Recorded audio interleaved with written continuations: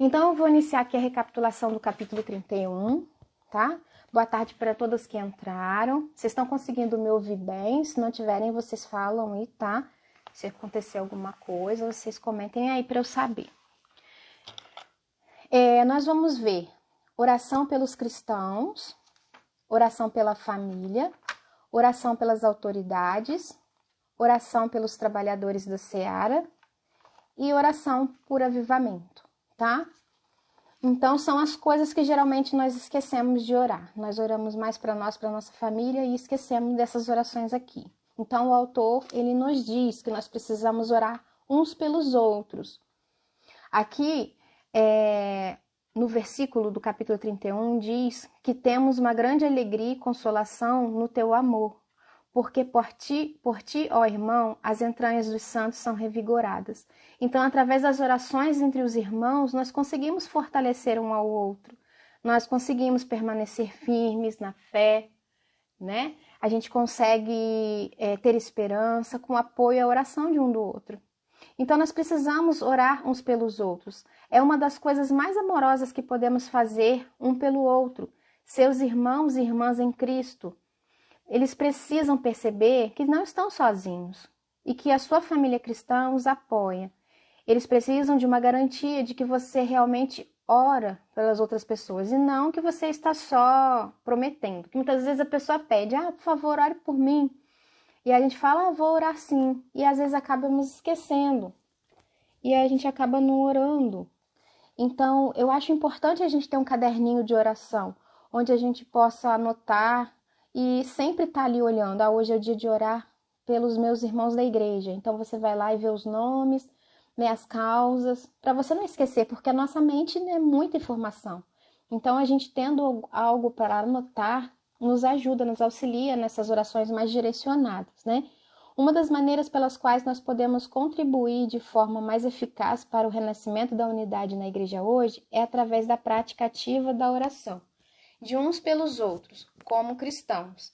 A oração nos cura, nos une e une num só, né? Um só corpo. Nós, a nossa igreja, nós nos tornamos um só corpo. Vou botar aqui para tirar o fone, que tá me atrapalhando esse fone aqui no celular.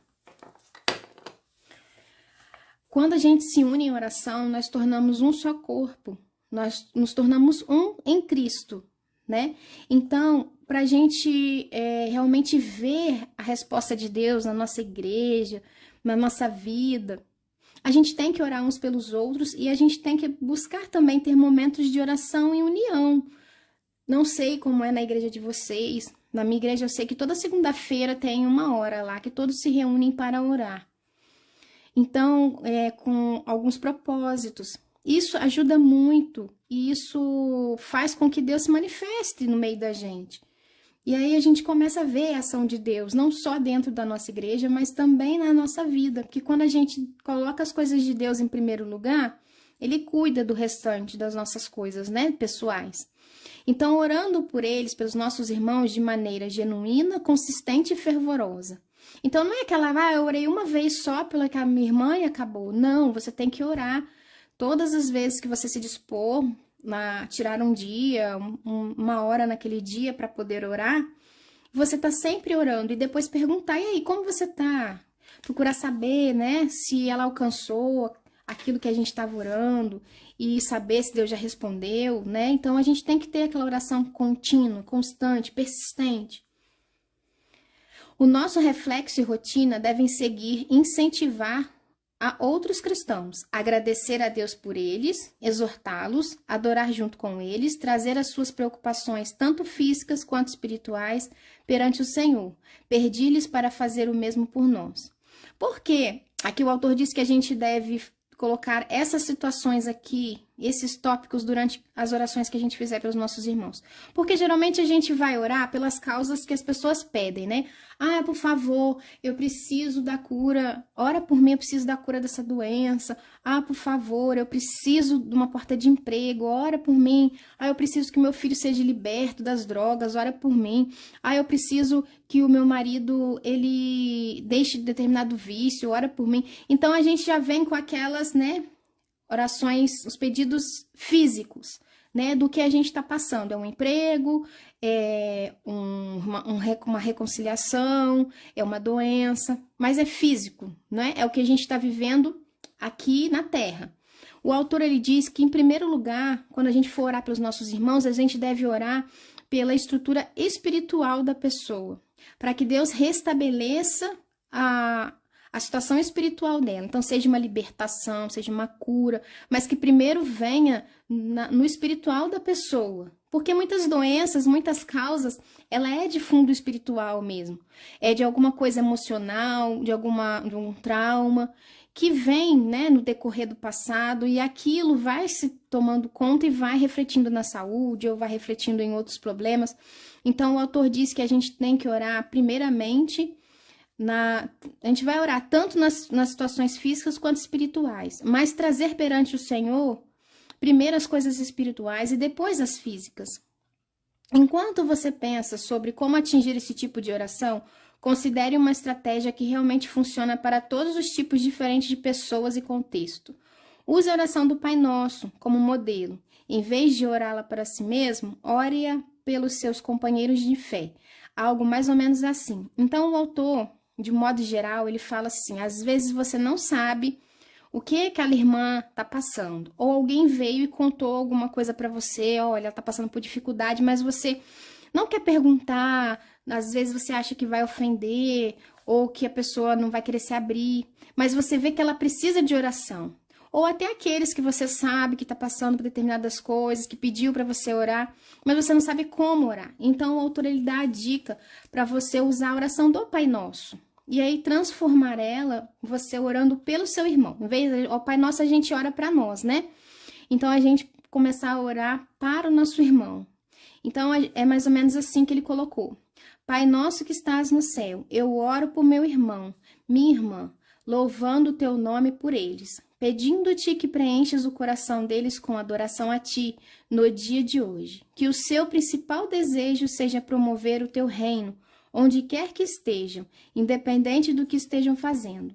Que eles possam alinhar-se com a tua vontade, assim como a tua vontade é feita e cumprida no céu. Deles eu suplico o seu pão diário, com tudo o que eles precisam para prosperar e ser bem cuidados. E concede-lhes o arrependimento, perdoando-lhes os pecados, assim como tu me perdoas. Livra os seus relacionamentos da amargura e da dificuldade à medida que eles perdoam aqueles que contra eles pecaram. Por favor, Senhor, protege-os da tentação, de que sejam sobrecarregados com adversidade, e livra-os de todo o mal, de todos os esquemas e ataques do inimigo, de todas as armas destinadas à sua derrota e ao desânimo. Porque teu, Senhor, é o reino, o poder e a glória para sempre.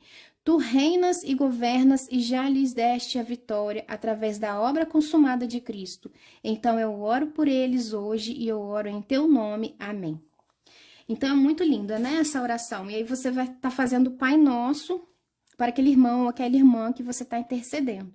Tá? Orar assim é orar com um alvo estratégico. Porque a oração do Pai Nosso é a oração que Jesus nos ensinou. É uma oração, né, completa. Né? Então, a gente orando pelo nosso irmão, nós vamos estar pedindo para ele uma oração completa. É uma oração bíblica e é assim que se usa a palavra a orar. E se for o caso, use o seu conhecimento específico sobre a pessoa para fazer com que a oração cubra todos os aspectos da vida da pessoa e procure a vontade de Deus para cada área. Então, você pode começar orando com a oração do Pai Nosso e depois colocar as situações específicas que aquela pessoa está passando, né? A causa principal e que a pessoa pediu para você orar ou que você quer orar, que você percebeu que aquela pessoa precisa de ajuda. E sempre colocando a vontade de Deus, que seja feita a vontade de Deus durante a sua, né, de acordo com a sua oração, que Deus faça o que Ele quiser, a vontade dele.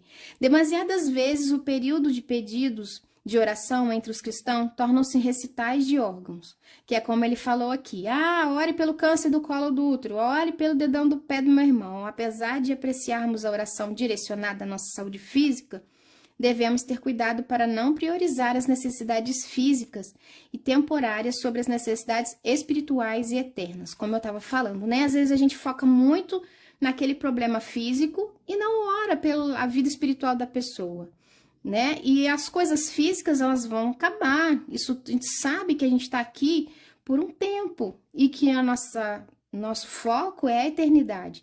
Então, a gente tem que dar prioridade para as coisas espirituais e depois as coisas físicas, né? Porque as espirituais são eternas. O apóstolo Paulo fez orações poderosas pelos cristãos, quase sempre objetivando questões espirituais. Muitas questões secundárias são tratadas e colocadas a seu devido lugar quando os assuntos espirituais ficarem resolvidos. Então, muitas das questões da nossa vida são resolvidas primeiro no espiritual e, consequentemente, já se resolvem no físico, porque muitas coisas físicas vêm de origem espiritual. Deus poderia receber quanto mais, pensem quanto mais glória Deus poderia receber e quantos mais respostas a orações poderiam ver se ele soubesse que os testemunhos seriam para o seu louvor, graça e todas as pessoas que estivessem orando por nós. Então, quanto mais pessoas estiverem orando pelas outras com a intenção de glorificar a Deus, né? Você acha que Deus não vai ouvir, não vai atender? Claro que vai.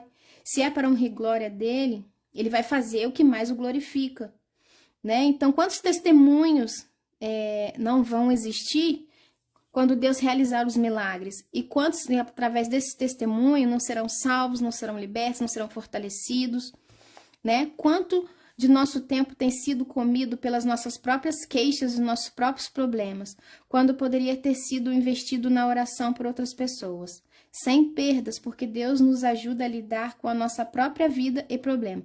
Então, às vezes, a gente esquece de orar pelo outro e a gente fica só na gente mesma, a gente se torna egoísta e ora só pela gente e esquece das outras pessoas.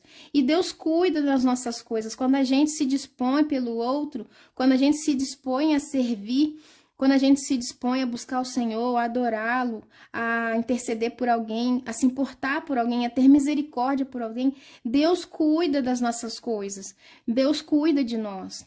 Deus gosta de um coração misericordioso, né? E aí, além de orar na nossa família cristã, né, pelos cristãos, a gente também ora pela nossa família de sangue, né? A nossa família do dia a dia, que são nossos maridos, nossos filhos, quem não é casada, nos pais, né? E quem é casado também, eu, por exemplo, eu oro pelos meus pais, eu oro pelos meus sogros, eu oro pela minha cunhada, eu não tenho irmão, eu sou filha única, mas eu oro pela minha cunhada, que é como uma irmã para mim, meus sobrinhos, as minhas filhas, meu marido. Então, isso eu incluo na oração da família, tá? E é isso que o autor fala aqui. Você é casado, a primeira coisa que você tem que orar é para o seu cônjuge. E depois para os seus filhos.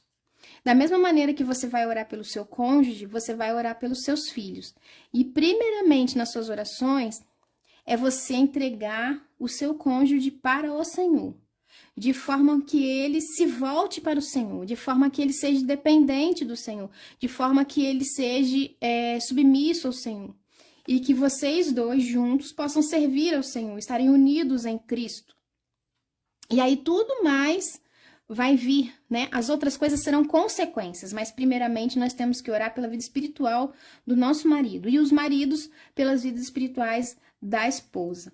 Você não concorda que deveria haver um foco mais específico em sua oração? Você não deveria saber o que você está realmente pedindo? Especificamente, orações generalizadas podem obter respostas generalizadas, mas nós louvaremos mais a Deus e reconheceremos mais a sua obra se orarmos especificamente, montando um plano de batalha para engajar na oração pelas pessoas que você ama, que são os nossos familiares, né? Para aqueles que são casados, o ponto de partida deve ser a sua esposa ou marido. O seu casamento é uma representação em carne e osso do evangelho para os seus filhos, seus amigos e todos os que você conhece. Você é um exemplo. A sua vida que você vive é um exemplo, é um testemunho para os outros. Então, o testemunho que você dá do seu relacionamento com o seu marido, ou se for, né, um homem que esteja assistindo, o seu relacionamento com a sua esposa é um testemunho vivo que as pessoas estão vendo, né? É por isso que os maridos são instruídos na Bíblia, né? Através da palavra, os maridos são instruídos a amar a vossa esposa como também Cristo amou a igreja e a si mesmo se entregou por ela. Efésios 5:25. As esposas são instruídas a serem sujeitas aos maridos, não por qualquer sentimento de servivência ou de inferioridade, mas para apoiar a sua liderança, como ao Senhor, honrando da maneira como cada um de nós honra o nosso supremo líder Jesus Cristo. Então, o marido ele tem que ter amor, cuidado, zelo pela esposa, como Cristo tem de nós, né? Que somos sua igreja. E a esposa, ela deve ser obediente, ela deve ser uma ajudadora, ela deve ser uma incentivadora, ela deve ser uma apoiadora, ela deve ser uma boa conselheira, ela deve ser uma boa consoladora, né? Então, é um apoiando o outro, é um cuidando do outro. Portanto, você deve orar para que os dois mantenham um sentimento de paixão protetora dessa função primordial do seu casamento. Então, a gente tem que colocar em oração isso aqui que está na palavra, que os maridos, né, amem as suas esposas, assim como Cristo amou a igreja, e que as esposas sejam sujeitas a seu marido, ou seja, sejam obedientes. Quando o marido fala assim, minha filha não faz isso, tipo assim, não, olha a porta aberta, você vê se a porta está aberta, trancou a porta, porque você está gastando dinheiro demasiadamente, você esqueceu de fazer determinada coisa, ou então pedir para a gente fazer alguma coisa e a gente não faz. Então, a gente não está sendo obediente, às vezes em coisas pequenas, sabe? A gente teima em querer fazer aquilo do nosso jeito.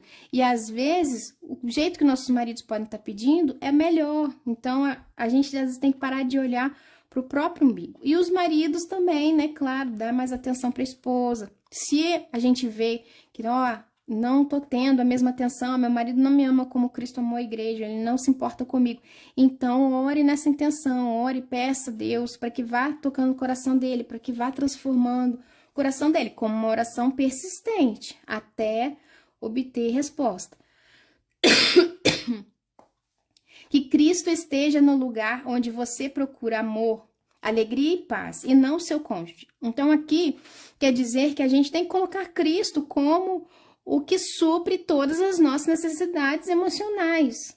Então, a gente não pode ficar esperando os nossos maridos agirem de determinada maneira, sendo que muitas das vezes, com certeza, a mulher pensa de maneira diferente do homem. Então, tem certas atitudes que mesmo a gente orando, a gente não vai ver da parte deles. Porque é do homem, é da natureza do homem. E isso não é só problema do nosso marido, isso é problema geral do homem, da natureza do homem mesmo. Eles não vão pensar da mesma maneira que a gente. Então, a gente é muito sentimental, a gente é muito romântica, aí a gente quer que eles ajam da mesma maneira que a gente quer, que a gente espera. E eles nem passam, às vezes, pela cabeça. E aí a gente fica sofrendo por causa disso, porque a gente fica esperando aquela necessidade, aquela carência no nosso coração do nosso marido. E aqui a gente tem que buscar toda a necessidade emocional, todo o amor que venha de Deus, que Jesus venha suprir isso. Que Jesus venha preencher todo o nosso coração, que a nossa alegria esteja no Senhor e não no nosso marido, porque senão depois o nosso marido vai na frente da gente, o Senhor recolhe o nosso marido antes da gente, como vai ficar a nossa vida? A gente vai ficar sem alegria, a gente vai ficar depressivo, a gente vai achar que acabou o mundo, que a vida não tem sentido mais. Então, a gente não pode colocar a nossa alegria, a nossa paz, o nosso amor com dependência do nosso marido, do nosso cônjuge. A gente tem que colocar o amor, a alegria, a paz em Jesus. O Senhor tem que ser a nossa alegria, o Senhor tem que ser a paz que excede todo entendimento. O Senhor tem que ser a nossa fonte de amor primordial. Quando a gente coloca tudo isso no nosso coração, quando a gente sente amada por Deus, quando a gente tem a nossa alegria no Senhor, quando a gente faz as coisas para Deus, e a gente sente alegria em servir ao Senhor, e a gente sente aquela paz que vem do Senhor depois de uma oração, depois da leitura da sua palavra. Quando essas coisas são o sustento do nosso dia a dia, a gente consegue servir melhor o nosso marido, ser uma esposa melhor, ser uma companheira melhor. Por quê? Porque nós não estamos esperando e exigindo deles algo que é só o Senhor que vai nos dar. Só o Senhor conhece nosso coração, só o Senhor sabe as nossas necessidades emocionais, só o Senhor sabe as nossas fraquezas, só o Senhor conhece o que a gente está pensando. Perdão. Só o Senhor pode dar tudo aquilo que a gente precisa. Então, a gente tem que buscar primeiro no Senhor, para quando a gente estiver totalmente cheia do seu amor, a gente poder amar os nossos maridos como eles merecem. E é dando que se recebe. É quando a gente faz que a gente também vai receber. Então, muitas das vezes a gente deixa de agir de determinada maneira, porque meu marido não faz, eu também não vou fazer. Porque ele não veio falar comigo, então eu também não vou falar com ele. Porque ele não fez isso pra mim, então também não vou fazer isso pra ele. E nisso só vai acontecendo o quê? Vai se afastando cada vez mais, vai se esfriando cada vez mais. Então, a gente tem que, muitas das vezes, avaliar como estão sendo nossas atitudes. E às vezes, mesmo que a gente ache que eu tô certa e bate o pé, que a gente peça desculpa. Porque, às vezes, é nesse pedir desculpa a gente quebra a pessoa. E a gente tira aquela parede, aquela barreira que estava ali entre os dois. E volta aquela união, tá? Então, o Senhor, Ele pede isso, esse tipo de atitude da gente. E aí, cada um segundo a sua vida, cada um segundo os seus problemas, cada um segundo, né, as suas situações pessoais. De forma individual, quando você ora especificamente por sua esposa ou marido, lembre-se do mandamento número 1 da Escritura, que é: ame o Senhor, o seu Deus, de todo o seu coração, e de toda a sua alma, e de todas as suas forças, e de todo o seu entendimento, seguido do segundo, mais importante, que é: ame o seu próximo como a si mesmo. Ore então para que o seu cônjuge seja, acima de tudo, dedicado a Cristo, em amorosa gratidão e comprometimento em seguir a sua palavra e senhorio. Ore pela paz, ore pela cura, restauração, onde quer que exista mágoa.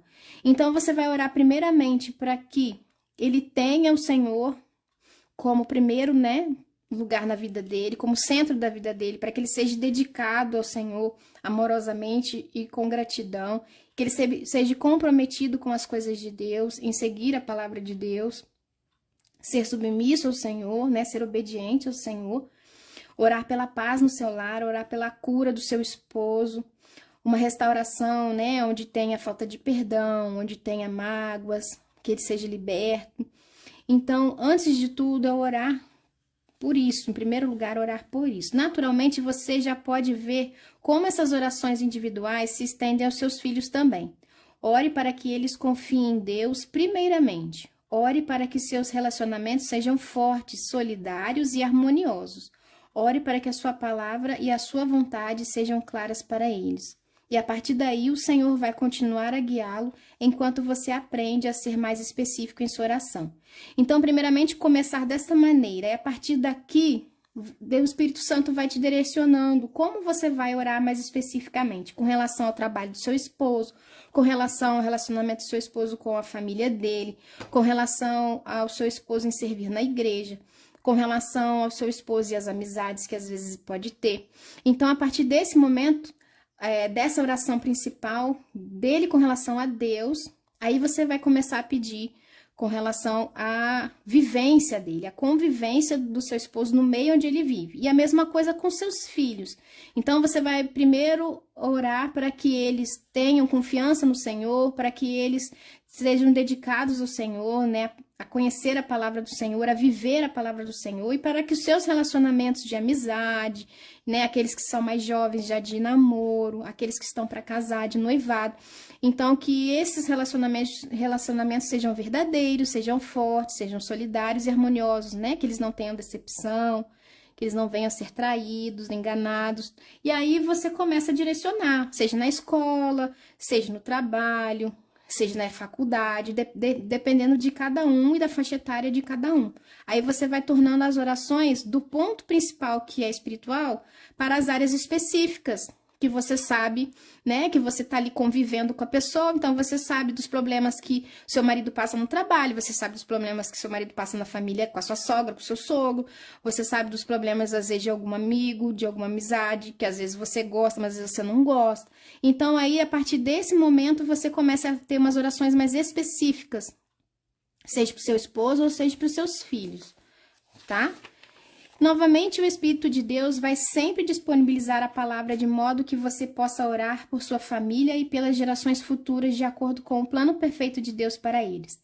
E aí, no momento que você estiver orando, o Senhor sempre vai trazer versículos à sua memória para que você use esses versículos na oração de intercessão para o seu esposo e pelos seus filhos, tá? E pelos seus netos e seus bisnetos, né? A gente tem que pensar assim, porque a gente quer que Deus esteja nas nossas gerações, né? Que o Senhor seja passado de geração em geração para os nossos netos, para os nossos bisnetos, para que eles continuem a obra que nós iniciamos, né? Então a gente tem que educar os nossos filhos desde pequeno, a conhecer o Senhor, a ensinar eles a orar, a ensinar eles a palavra, para quando eles crescerem, forem jovens, não se desviem, para quando eles tiverem os filhos dele, que eles continuem, né? Como a gente ensinou, eles ensinem também os nossos netos, e a gente também continue falando do Senhor para os nossos netos, e vá passando de geração em geração, né?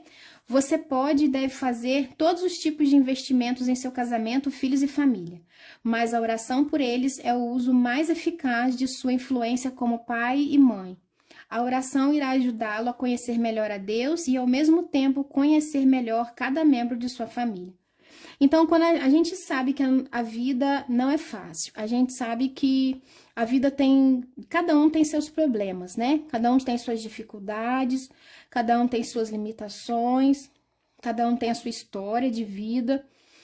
E a gente sabe o quanto é difícil, né, vencer algumas situações que acontecem na nossa vida. Agora, imagina a gente não ter Deus na nossa vida. Imagina passar por todas essas situações difíceis sem Deus. Então, se a gente não ensinar para os nossos filhos e eles tiverem que passar pelas situações difíceis da vida, como eles irão fazer sem Deus? Nós sabemos que podemos recorrer a nosso Deus para tudo que a gente precisar. Sendo coisas boas ou sendo coisas ruins, sendo momentos de alegria ou sendo momentos de tristeza, sendo momentos de bonança ou sendo momentos de fome, né? De fartura ou de deficiência. Então, qualquer que seja o momento que a gente esteja passando, né? Seja de inverno ou seja de primavera na nossa vida, a gente sabe que a gente tem Deus para contar. A gente sabe que tem Deus para ajudar a gente sabe que tem Deus para sustentar a gente, que vai nos dar forças, né? Além do que aquilo que a gente consegue, né, a carregar o nosso fardo. Então, imagina quem não tem, né, o Senhor para se apoiar, o Senhor para pedir socorro, o Senhor como refúgio. Então, a gente tem que ensinar os nossos filhos a ter essa dependência do Senhor para tudo na vida e a recorrer, né, a entregar e a recorrer a Ele por tudo e a tudo na vida. Depois que a gente orar pelos cristãos, nossos irmãos na fé, e pela nossa família, a gente também não pode esquecer de orar pelas autoridades.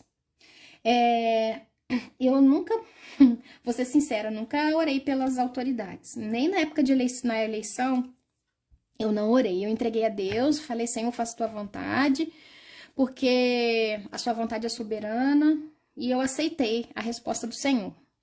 Então, eu não cheguei a colocar isso como uma das metas minhas de oração. E aqui, nesse capítulo, ele ensina que a gente tem que orar, sim, pelos nossos, não só pelo prefeito da nossa cidade, pelo governador, pelo presidente ou pelas outras autoridades das outras nações no mundo, mas por aqueles também com que a gente se relaciona, como quem, né, tem chefe, os nossos líderes na igreja, além dos nossos pastores.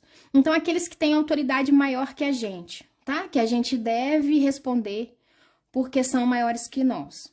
E também a gente orar por aqueles que estão abaixo de nós, para aqueles que são mandados por nós, como os nossos empregados, né? Como alguma posição, às vezes, na empresa que você trabalha, que tem outras pessoas sobre a sua responsabilidade. Então, a gente tem que orar tanto por aqueles que estão acima de nós, em relação à autoridade, quanto aqueles que estão abaixo de nós com relação à autoridade, tá?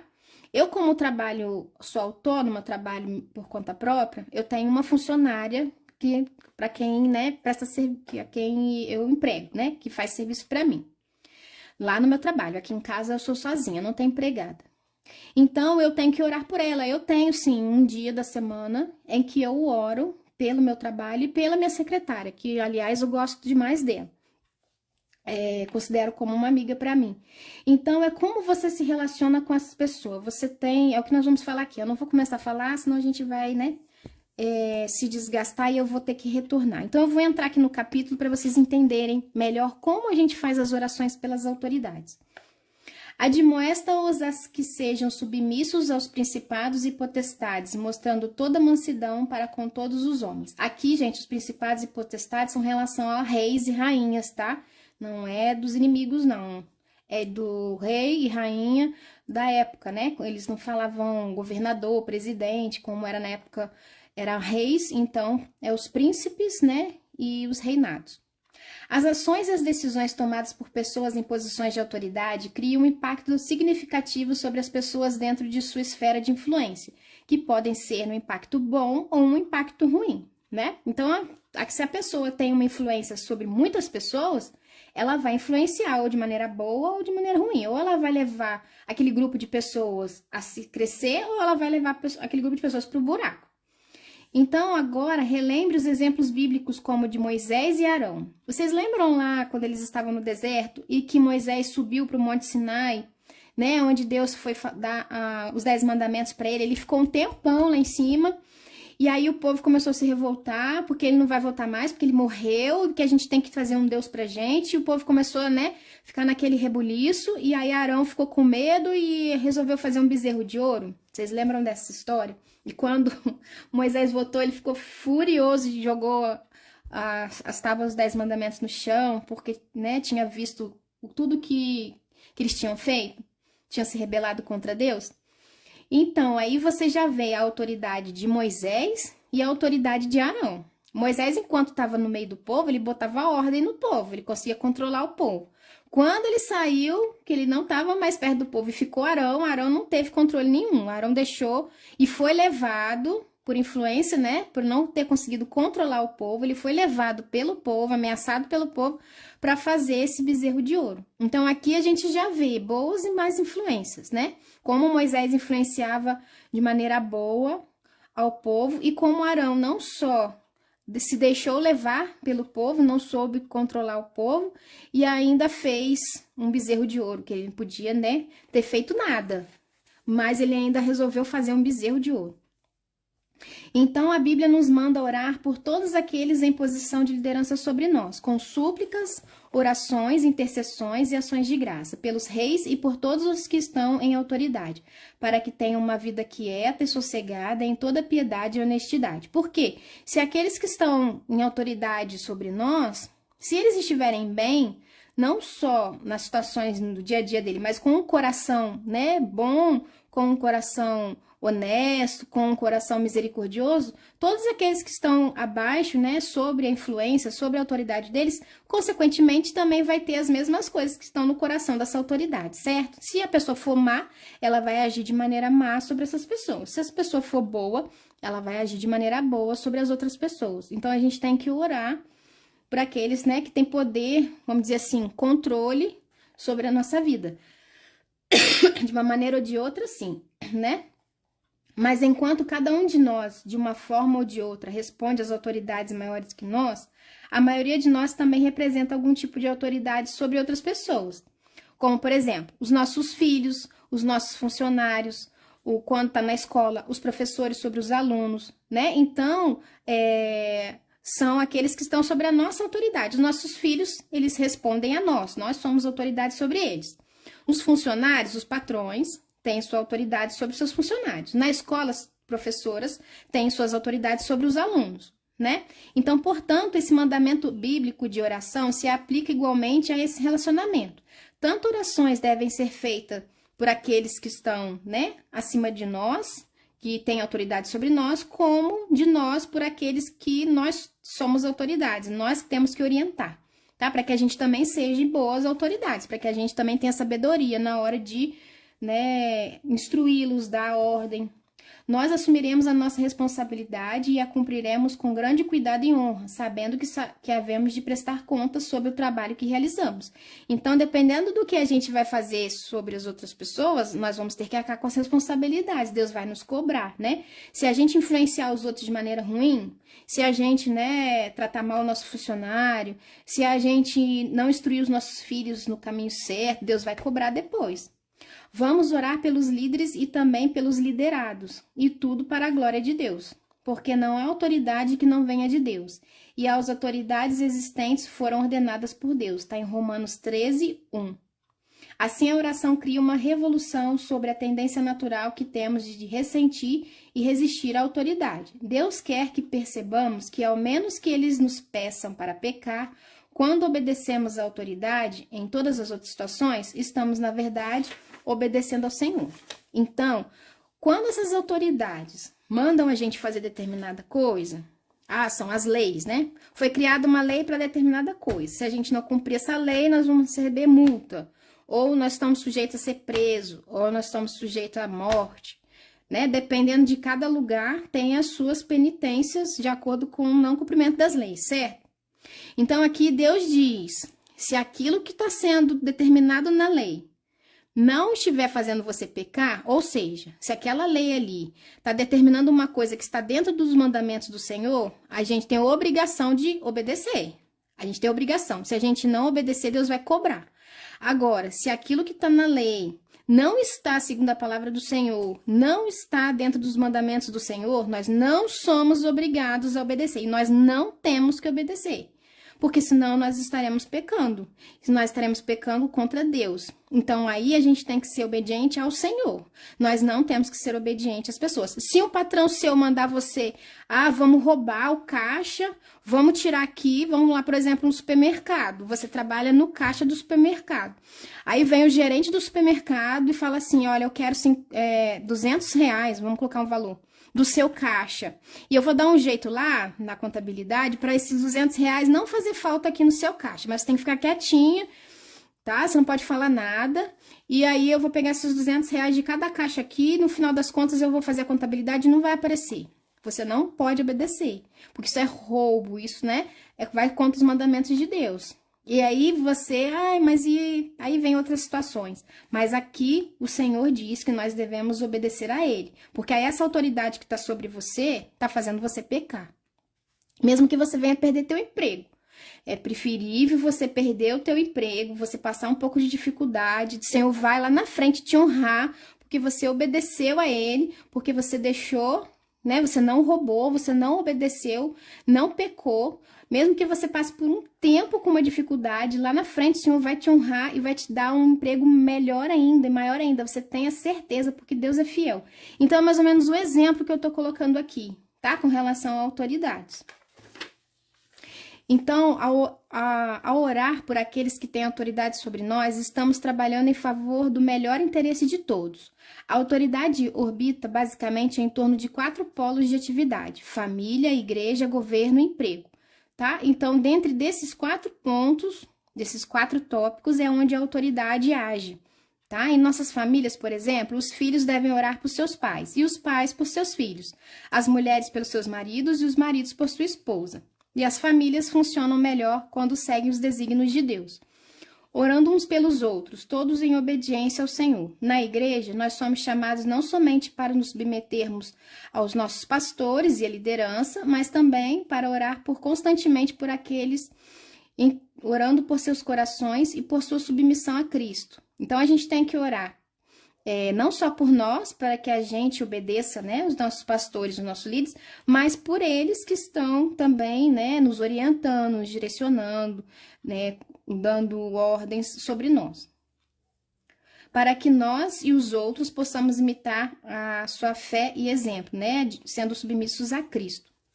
Os pastores também devem orar por suas ovelhas, preocupando-se com elas. No governo, bem como no local de trabalho, o mesmo tipo de oração se aplica. Ore fielmente pelos principais líderes de seu país e pelos oficiais eleitos, mesmo aqueles cujos pontos de vista diferem dos seus, sabendo que a liderança desses homens e mulheres influencia a vida de muitas pessoas sob a sua jurisdição.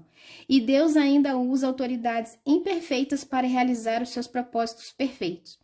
O Senhor, obviamente, é capaz de converter o coração de um governante, e as nossas orações e súplicas apaixonadas fazem parte de seu plano para isso. Ore também pelo seu chefe, pela administração do seu trabalho. Tá? Então, a gente tem que orar pelos nossos líderes, pelas nossas autoridades, pelos nossos governantes e pelos nossos patrões, tá bom? Esbarrei aqui. Dedicar a sua posição a Deus pode ser usado como uma força de mudança espiritual, tanto na vida dos indivíduos como na cultura da empresa em geral. Oração e autoridade são uma combinação poderosa, tanto as orações direcionadas para cima, em apoio àqueles que nos lideram, como as orações direcionadas para baixo, em apoio àqueles sob o nosso cuidado. Por isso, é bom e aceitável aos olhos de Deus, nosso Salvador, que quer que todos os homens se salvem e venham ao conhecimento da verdade.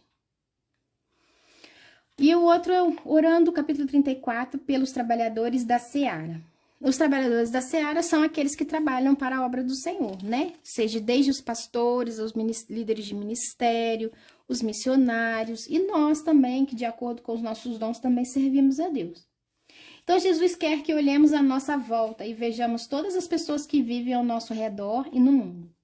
Como ovelhas que desesperadamente precisam de um pastor, Jesus foi movido por uma profunda compaixão por elas. Devemos nos sentir da mesma forma. Ele ordenou que orássemos especificamente para que Deus, o Senhor da colheita, enviasse mais trabalhadores para sua seara de almas. A solução de Jesus para lidar com o número esmagador de necessidades humanas é a oração, orar para que mais pessoas sirvam o ministério.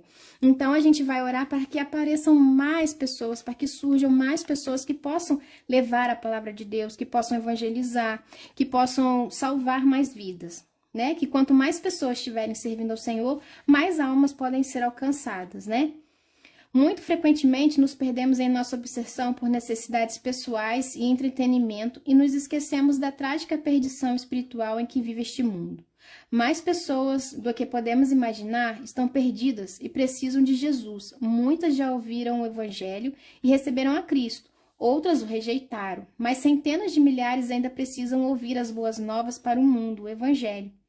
Todos os seguidores de Jesus são chamados para trabalhar na seara de Deus, orando, servindo, doando e indo, estando unidos como um exército de irmãos, que já estão servindo aqui e também no exterior, em seus próprios países e cidades e igrejas e países adotados em obediência a esta poderosa ordem global. Jesus nos chama para orar especificamente por eles também, né? Não só por aqueles que estão aqui junto com a gente, na nossa igreja, na nossa família, mas também por aqueles que estão em outros países, né? Para aqueles que estão como missionários aí, indo a cidades que nunca ouviram falar, né? Indo a lugares em que o evangelho ainda não foi dito.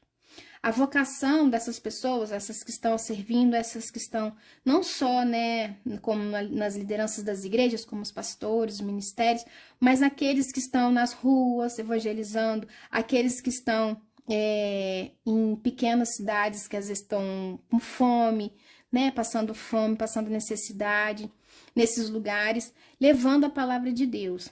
Essas pessoas, a vocação, tanto numa quanto a outra que eu citei, ela é muito atacada pelo inimigo, né? É uma obra desgastante, é uma obra estressante, né? Eles carregam um fardo pesado por causa da murmuração de muitas pessoas. Sabe que sempre tem alguém que quer atrapalhar, sempre tem alguém que quer dificultar a obra, né? Dos irmãos que estão ali servindo a Deus. Então, como resultado, eles precisam das nossas orações para que não se desanimem, para que eles não se deixem abater pela essa opressão dos seus oponentes, pelas dificuldades que venham, né, acontecer, e que eles permaneçam firmes, né, na sua obra, no seu servir, porque eles também são tentados a pecar como nós somos, eles são seres humanos como nós, eles são fracos como nós, são iguais a nós, só que servem de maneiras diferentes. Então, aqueles que estão na batalha ali de frente, né, no corpo a corpo com as pessoas, dizemos assim, que estão mesmo vivenciando, que estão negando-se suas próprias vidas para servir ao Senhor, esses são os mais atacados, né? Porque o inimigo não quer que eles façam essa obra. Ele não quer que o evangelho seja levado. Então, eles que precisam de mais ainda nas nossas orações, para que eles consigam permanecer firmes até o fim, né? Diante de qualquer situação. Então, a lista é longa daqueles que precisam das nossas orações, né?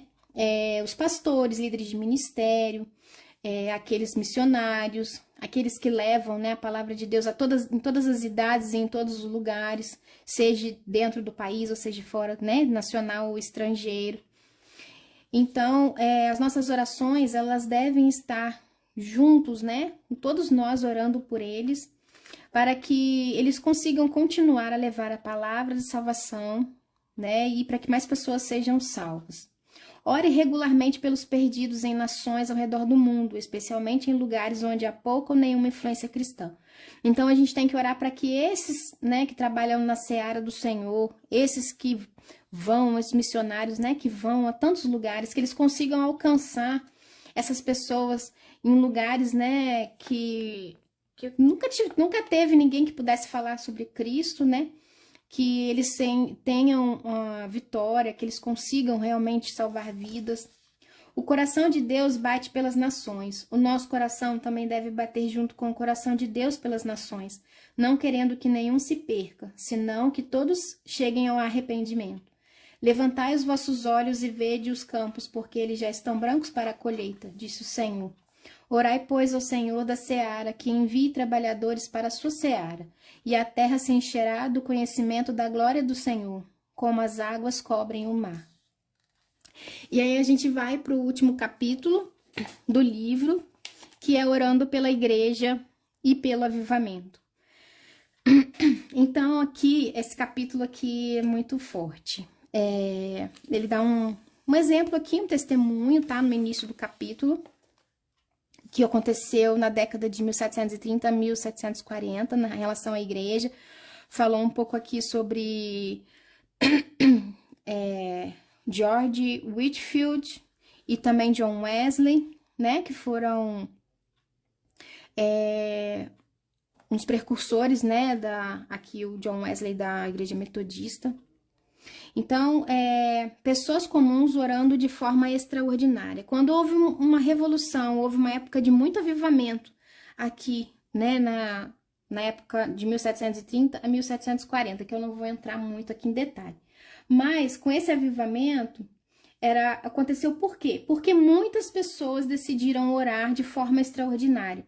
A igreja se uniu e orou para que Deus manifestasse a sua presença e também para que mais pessoas fossem alcançadas, para que a igreja se fortalecesse, para que a igreja se ampliasse, né, se expandisse, que é a palavra certa.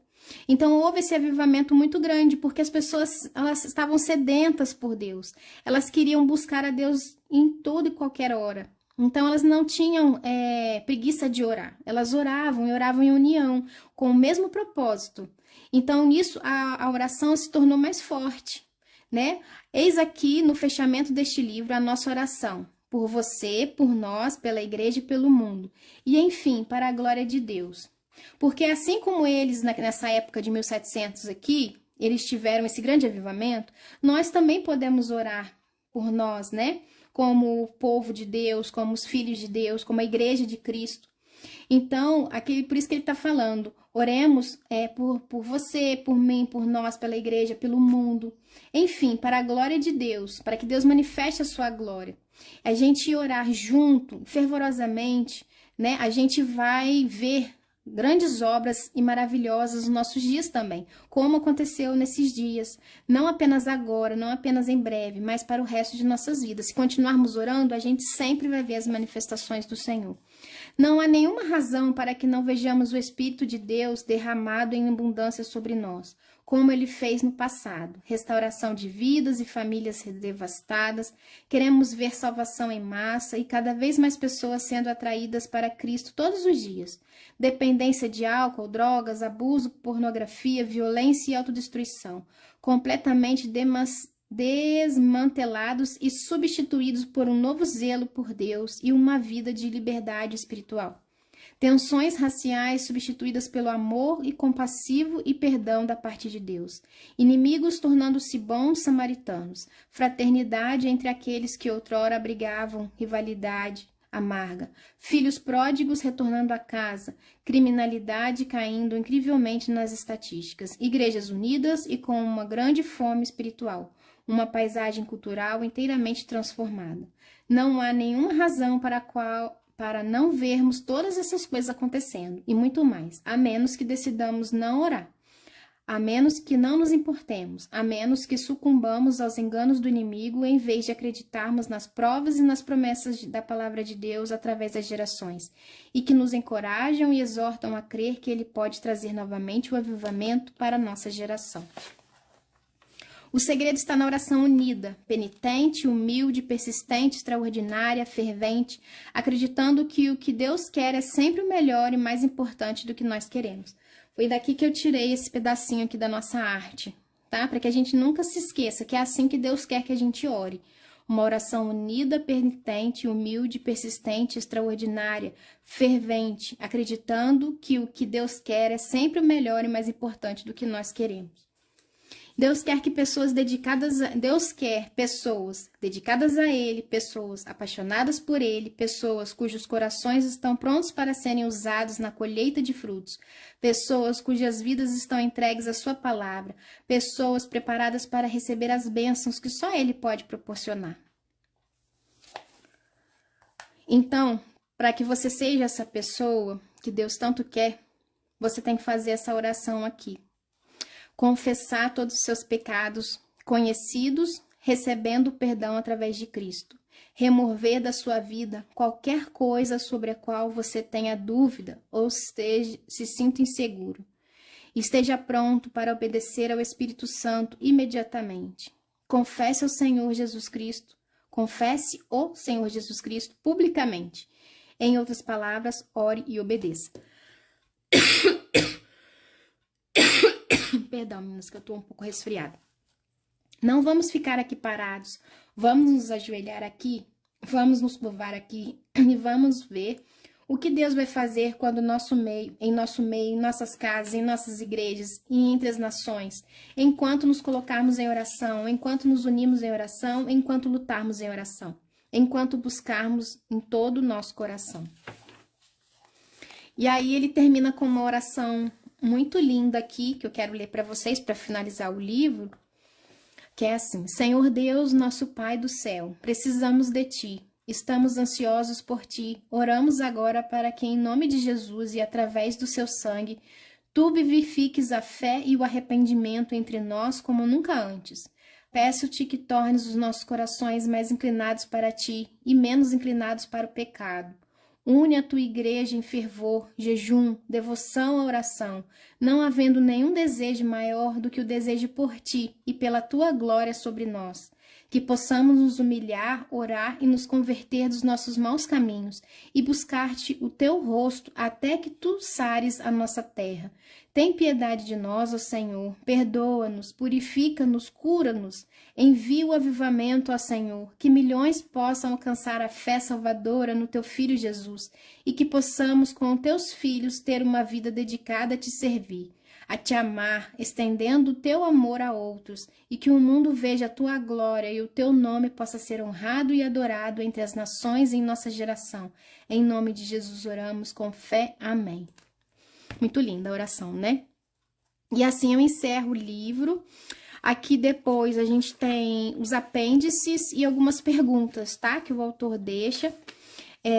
Aqui dá umas dicas para você fazer uma oração semanal, individual, uma oração uma vez por mês com a sua igreja, uma oração de 3 em 3 meses, se possível, no seu bairro, com as igrejas, né, que existem às vezes próximo do seu bairro, e também a nacional, porque lá nos Estados Unidos eles têm um Dia Nacional da Oração, que é toda a primeira quinta-feira de maio, tá? Então, tá falando aqui, eles oram, né, pelos Estados Unidos, né? Aqui a gente não tem, infelizmente, isso no nosso país, mas a gente pode se unir também, né, com eles, se a gente quiser.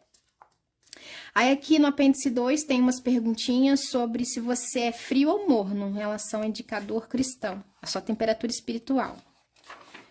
Depois, ele fala sobre o evangelho. Aí vem alguns versículos estratégios para oração, então ele dá dicas aqui para você orar pela sua esposa, uns versículos para você orar pelo seu marido, pelos seus filhos, alguns versículos, e assim por diante, tá?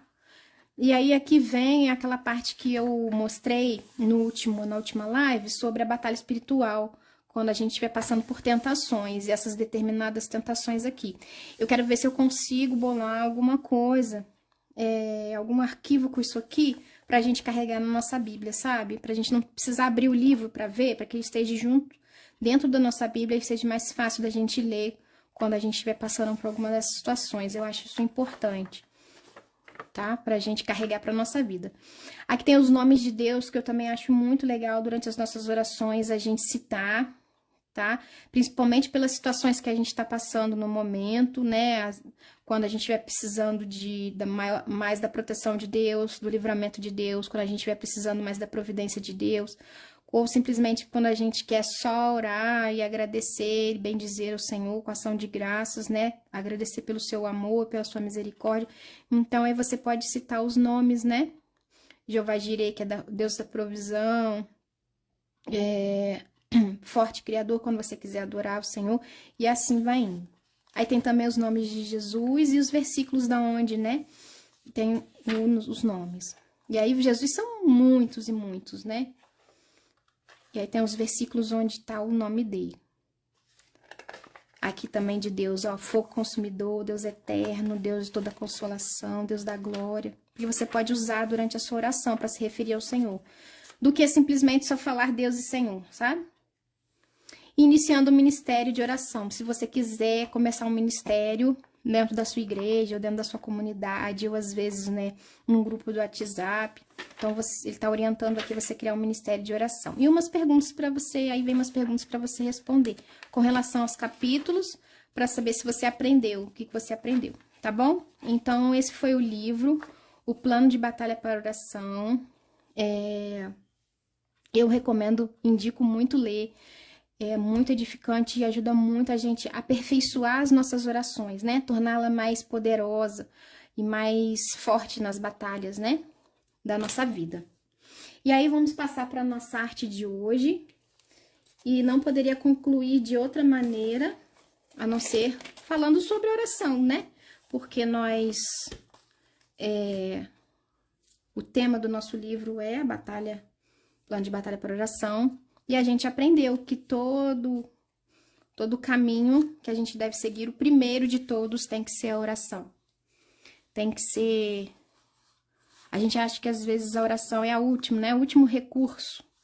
É a última solução para os nossos problemas é orar. Não, ele tem que ser o primeiro. E vir primeiro antes de tudo. E aí, esse versículo que eu escolhi, ele está em Tiago 5. Eu vou ler aqui para vocês.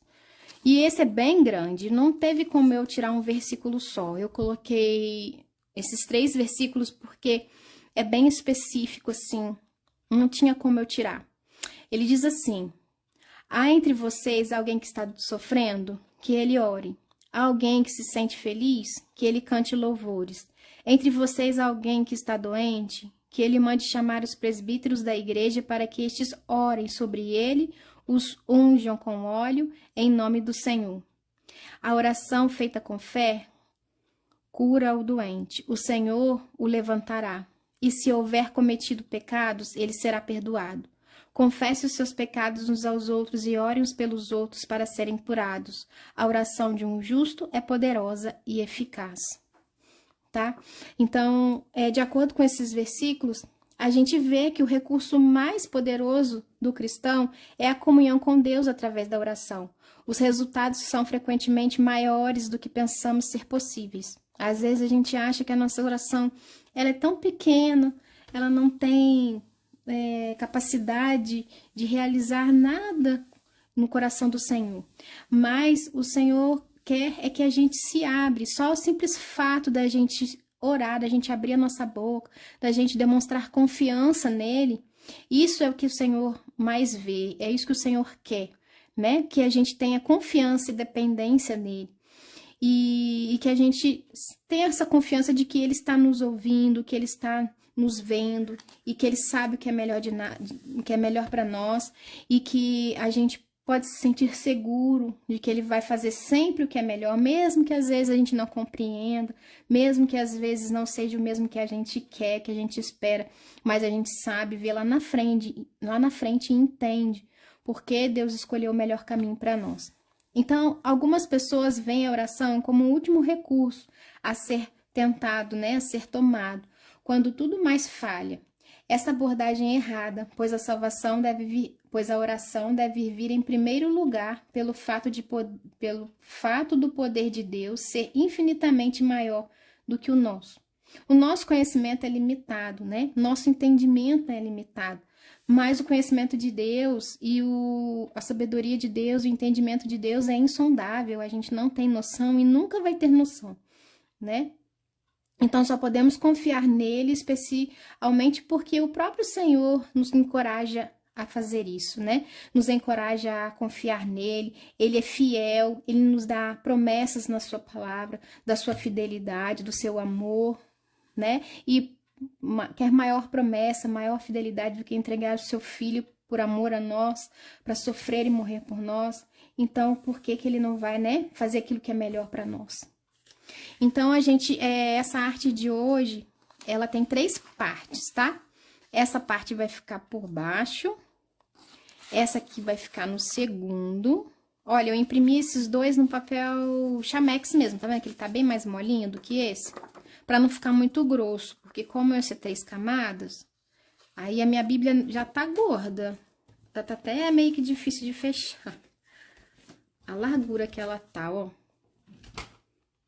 Isso com um mês, né? Com 35 artes. Então, eu falei assim, eu vou fazer um pouco mais molinho, mais fino, e vou deixar a parte da capa com papel mais durinho. Então, eu vou recortar, tá? Eu quero recortar essa parte branca e deixar ela vazada. E colocar essa mulher orando aqui por baixo, para na hora que a gente colocar aqui, ela apareça aqui atrás, tá bom? Então, eu vou remover aqui a minha Bíblia. Vou tomar cuidado, porque aqui já tem a outra arte, para não amassar. E a gente vai começar recortando essa partezinha aqui, tá? Como eu sempre ensinei para vocês, dá um piquezinho. E a partir do pique, vocês vão em direção à borda e vão recortando aqui, tá? Com bastante cuidado, para não sair torto. Eu vou aproveitar que a gente tá encerrando nessa live, é a live de encerramento, para falar para vocês do próximo livro que a gente vai estar lendo junto lá no grupo do WhatsApp e também vou estar compartilhando com vocês aqui no Instagram. É o livro Oração Fervente, tá? Então, esse ano, no meu Instagram, eu quero me dedicar a livros sobre oração, durante todo o ano. Então, acabando um livro, a gente vai iniciar o outro, sempre com o tema de oração, tá bom? Eu vou estar iniciando a leitura desse livro, Oração Fervente, depois da Páscoa, tá? Vai ser na segunda-feira, dia 10 de abril, a gente vai estar iniciando a leitura. Então, quem quiser ler com a gente, quem quiser entrar no grupo do WhatsApp, é só entrar lá no link da minha bio no Instagram, tá? Aqui no Instagram. E aí, a gente lê junto, tá? Encorajando uma outra, incentivando uma outra. E aí, a partir do dia 10 de abril, vai dar tempo suficiente para vocês comprarem o livro. E também, quem ainda não encerrou junto comigo esse livro do Plano de Batalha por Oração, vai dar tempo suficiente para conseguir terminar, né?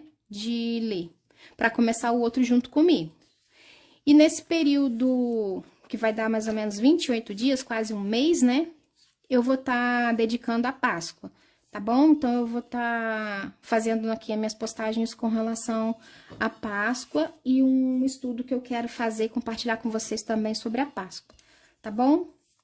Aí, no domingo que vem, eu vou fazer uma live aqui mostrando esse projeto da Páscoa, tá? Já vou estar fazendo aqui uma live montando um caderninho com vocês, pra gente fazer um journal de Páscoa. Então, eu quero que a minha bonequinha, ela apareça aqui, tá? Aí, pra poder você não tirar ela de posição, você cola, deixa do jeito que tá. Você vai puxar aqui, ó. Vai passar cola aqui, na parte superior, pra fixar ela. Agora que você fixou, aí você pode tirar a parte de cima e passar cola no restante. Aí você sabe que você tá colocando no lugar certo, não vai ficar fora de posição, tá? Ó. A sua amada tá perguntando, sua amada por Deus tá perguntando aqui. Eu não vendo livro, tá, gente? Eu não vendo livro, eu não tenho cupom de desconto, nada disso não.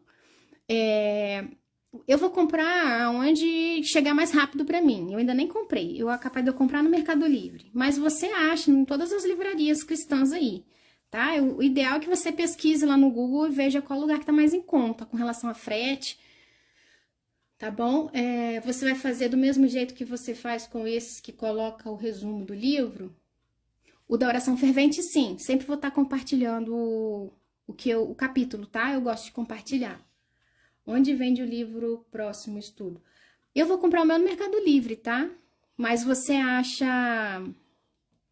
Eu acho que tem na Família Cristã também. Eu não sei, gente. Eu vou comprar no Mercado Livre porque eu sei que comprando no Mercado Livre eu vou receber essa semana mesmo. Eu gosto, apesar de às vezes pagar um fretezinho um pouquinho maior, mas você sabe que dentro de 4 dias chega o negócio pra você. Então, eu não sou muito assim de escolher a livraria, não. Eu vou onde chega mais rápido pra mim, sabe? Mas se vocês forem ver preço, é melhor vocês pesquisarem pelo Google. Coloca no Google assim, o nome do livro, comprar. Aí vai dar a referência de todos os lugares que vende, tá? E aí você vê qual que tá mais em conta com relação a frete. E às vezes é preferível até você aproveitar e comprar mais alguma coisa, né? Por causa do frete. Pra compensar, né? Mas eu vou comprar o meu no Mercado Livre mesmo, tá, gente? Eu já falo pra vocês, porque eu sei que... Por isso que eu ainda nem comprei. Porque eu sei que vai chegar rapidinho aqui pra mim. Eu moro no estado do Rio, então chega rapidinho. Bom, eu tô colando aqui esses raminhos. Eu vou colocar mais um pouquinho aqui, menorzinho. Tá? E o outro aqui também. Ó, pra ficar bem fechadinho, tá? E orar sem cessar, eu vou colocar aqui embaixo. E eu vou fazer sempre do mesmo jeito, tá, gente? Eu vou estar fazendo as leituras todos os dias, compartilhando com vocês no Instagram do capítulo, live aos domingos, tá? E aí eu vou ver, de acordo com a estrutura do livro, como que vai ser as artes, porque nesse livro aqui tem um versículo por capítulo, então eu pude montar as artes de acordo com os versículos. O outro livro, eu não sei se vai ter um versículo por capítulo. Então, eu vou ter que ver como é a disposição dos capítulos do livro para saber como vai ser o nosso Bible Journal, tá? Aí vai depender de quando eu tiver o livro em mãos. Enquanto isso, enquanto eu não receber o livro e bolar isso, eu vou fazendo o de Páscoa, tá bom? E eu vou fazer o de Páscoa, opa, tá um pouquinho torto aqui. É como se fosse o que eu fiz de Natal, tá? O Verse Journal de Natal. Só que eu não vou fazer estilo vintage dessa vez. Eu vou fazer ele mais moderninho. Sabe como um caderno de versículos com meditações para Páscoa, tá? Então, eu vou disponibilizar para vocês uma leitura para vocês fazerem. E dentro dessa leitura, um versículo-chave para vocês estarem montando a arte de vocês no caderno. Vocês podem fazer o caderno costurado, ou vocês podem fazer um caderno que vocês tiverem em casa mesmo, tá bom? Fica livre da escolha de vocês. Eu vou fazer um caderninho costurado só pra fazer as colagens, tá? Então, olha, ficou assim, ó. Tá? E aí, agora, a gente vai unir as 3 partes pra colocar as 3 partes na nossa Bíblia. Eu vou estar utilizando um pedacinho da folha branca que sobrou. Ó. Depois, eu vou deixar tudo explicadinho também aqui no Instagram, tá? Assim que eu receber o livro, eu vou deixar por escrito também. Eu vou fazer um destaque, igual eu fiz com esse aqui. Ó, então, você vai dobrar assim, tá? E aí, a gente vai colar nas 2 bordas, nessa e nessa. Como aqui eu não vou colar em cima, senão vai tampar a beleza da figura. Então, eu vou colar aqui nas costas, tá? Ó, aqui nas costas, ó. A gente vai abrir, vai passar cola aqui por dentro. Então, eu vou colar aqui na borda de dentro, tá vendo, ó? Na borda de dentro. E aí, a gente vai colar nas costas da ilustração, pra não cobrir ela. E corta a sobra.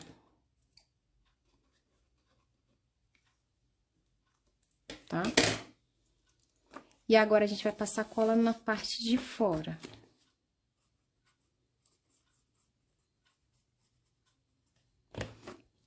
E vai colar aqui, tá, ó? Vai unir uma com a outra.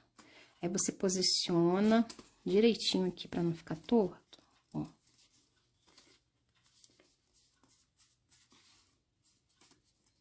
Ó, aí colou aqui certinho, tá? Ó, não tá aparecendo a borda branca. E aí, você uniu as duas partes, tá, ó? Aí, a gente vai fazer a mesma coisa com o outro. Vai cortar mais uma tirinha. Vai dobrar ela no meio.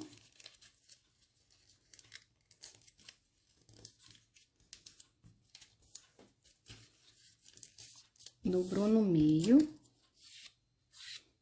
Ó, ficou uma abinha, tá? Ó. Aí, a gente vai passar cola na parte interna, igualzinho a gente fez no primeiro. E vai colar.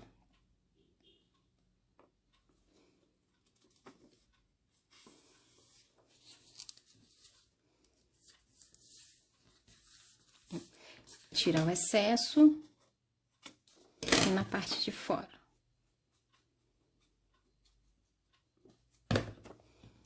E a gente vai colar aqui, tá, ó?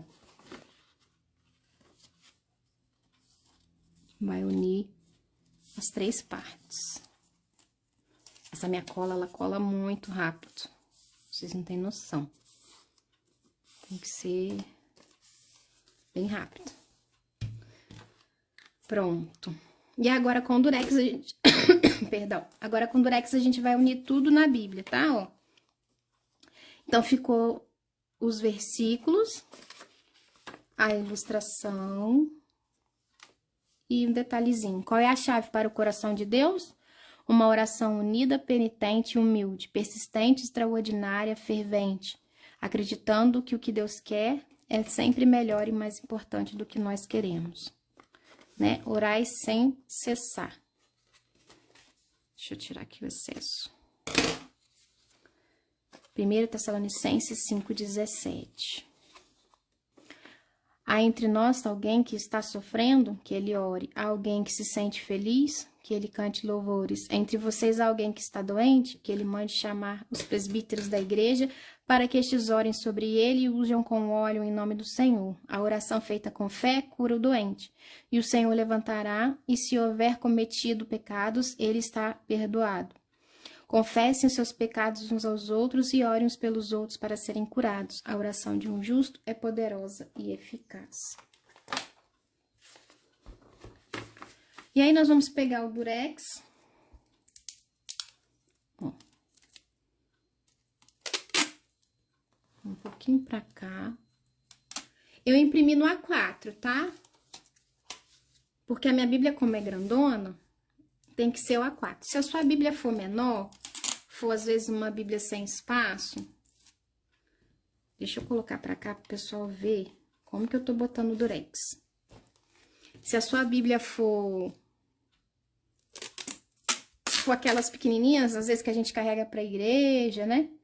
E você tenha escolhido fazer a leitura, aí você pode imprimir até no A5. Mas se ela for com espaço para anotação, tipo a minha assim, aí é melhor o A4, porque vai preencher a folha, né? Vai cobrir a folha. Então, vai depender do tamanho da tua Bíblia. Bom, e agora, nós vamos unir aqui.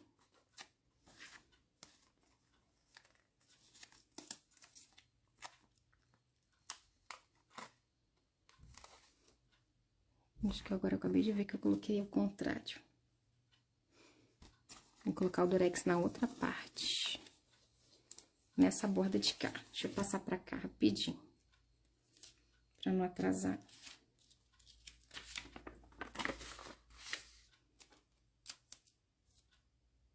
Cuidado pra não agarrar aqui na... Pronto, não agarrou não. E aí, eu vou unir aqui na folha, tá?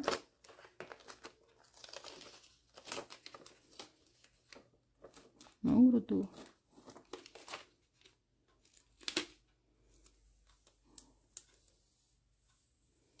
Deixa eu colocar mais um.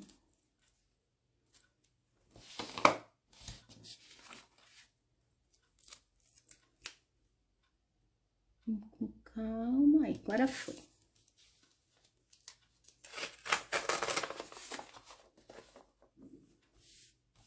Esticar bem aqui. Agora deu. Pronto. E pronto, e unimos, tá? Agora sim. Então, vem a primeira parte, depois a segunda parte e a terceira parte com o versículo principal, tá? E aqui agora nós vamos pintar já, que é o 13 ao 16. Até aqui. Pra gente destacar o versículo, né?